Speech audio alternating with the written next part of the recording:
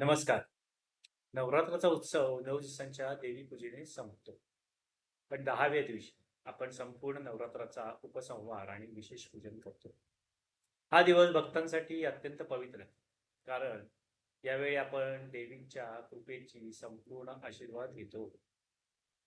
नवरात्राचा नवरात्र म्हणजे 9 रूपांच्या देवीचं पूजन. प्रत्येक दिवस आपल्या जीवनात शक्ती, धैर्य, ज्ञान, समृद्धी आणि शांती आहे. 9 दिवसांच्या पूजेचा उपसंहार करून आपण देवीची संपूर्ण कृपा ग्रहण करतो. हा दिवस कृतज्ञतेचा दिवस आहे. देवीने आपल्याला दिलेल्या आशीर्वादांसाठी कृतज्ञता व्यक्त करतो. पूजन करताना देवीची मूर्ती किंवा प्रतिमा कलशावर किंवा कमळावर ठेवावी. लाल, पांढरी, पिवळ्या फुलांनी सजवावं. नवरात्रात केलेल्या सर्व पूजांचा कलशात संकलन करावं.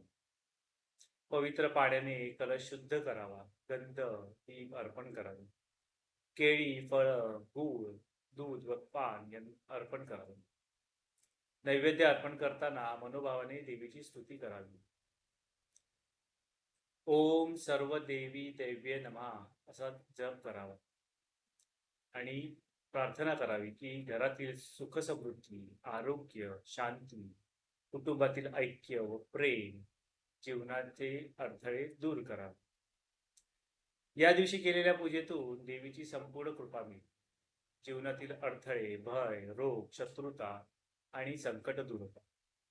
भक्तांना संपूर्ण शांती, समृद्धी आणि सिद्धी प्राप्त होते. हा दिवस नवरात्राचा समारोप असून भक्तांना नवशक्ती देतो. म्हणजे नवरात्राचा 10वा दिवस म्हणजे संपूर्ण उत्सवाचा समारोप. या दिवशी आपण देवीच्या कृपेची पूर्ण अनुभूती घेतो. संपूर्ण नवरात्रात केलेल्या साधना व पूजेमुळे जीवनात आनंद, समृद्धी, शांती व ज्ञान नांदते. जय माता दी. जय सर्व देवी देव्या. धन्यवाद.